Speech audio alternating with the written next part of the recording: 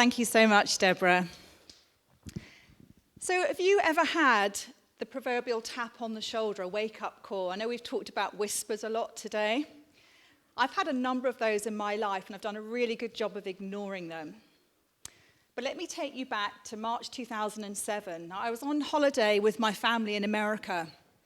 We'd gone to a beautiful lake for a picnic that day. The sky was blue. It was March, so it was quite cold, but the sun was out. And I remember there was a little ginger cat who I now think was a little angel actually watching over us.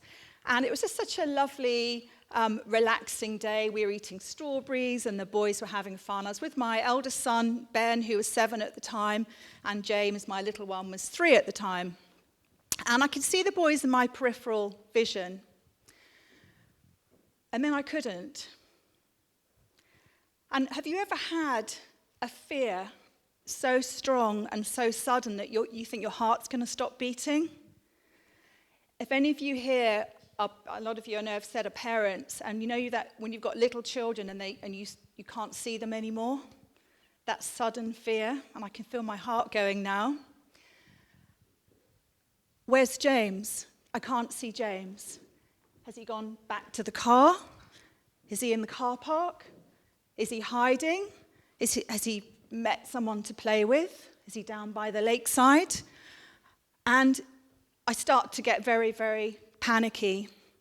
And you know, there's a part of you thinking, don't be hysterical. And there's part of you thinking, oh my God, someone snatched my child. And we literally were running. Where's James? Where's James? I can't see James. And I walked to the edge of the lake. There was a little pier. And I looked out. And I saw James floating face down in the lake.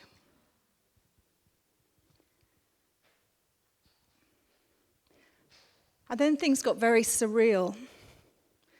It went from being really quiet that day, and all of a sudden, there was noise and people. There were people running out of their houses. The fire engine turned up. The ambulance turned up. There were flashing lights. There were people with walkie-talkies. They were shouting.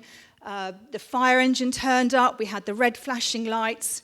We had all the emergency crews there. Everybody was screaming. Then the air ambulance arrived, and they took James off in the air ambulance. And I was left by the lake. I didn't know whether my son was going to live or die. I did the only thing that I could do. And I prayed, what would you do? And I also did a bit of negotiating with God, the universe, the higher beings, the angels. Please let my son live. So fast forward 6 months, my life was very, very different. That was my big wake-up call.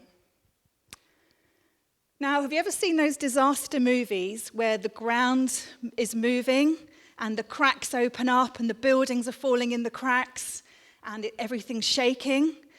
Well, that was how my life felt that year. It was everything all of my safety and security and everything that I found at the core of myself was shaken to pieces. Everything was gone. And that was the biggest wake-up call. And I realized I had to make some really, really big changes in my life. Now, the good news is that my son survived. Happy to say. Thank you. Thank you. So he spent 5 days in intensive care, the highlight of which for him was meeting the helicopter crew that rescued him and air ambulanced him to hospital. He's now a big strapping teenager. But I had to make some really big changes. So within 6 months of James's accident, I left my corporate job. I thought I didn't have my children to lose them. So I quit my corporate job. And I started on an entrepreneurial journey, and I'd had a tap on the shoulder to start my own business. And I'd started a business and printed the business cards and never actually got going, never found clients. I don't know if anyone can relate to that. Never quite got over that line, starting my own entrepreneurial journey. But this time I did. I bought a couple of rental properties and I started a property business.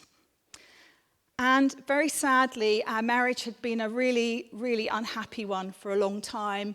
And so I filed for divorce. So within 6 months of James's accident, I'd filed for divorce, become a single mum of 2 small children.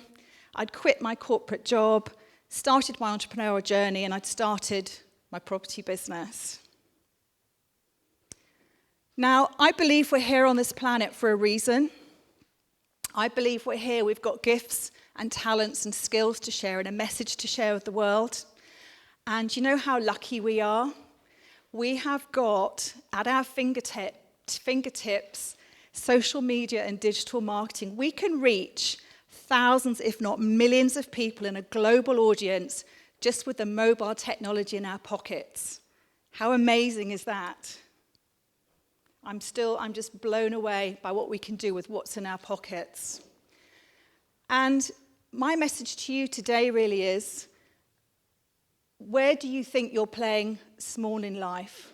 Have you had wake-up calls that you've ignored? Don't wait for these big wake-up calls to happen to you.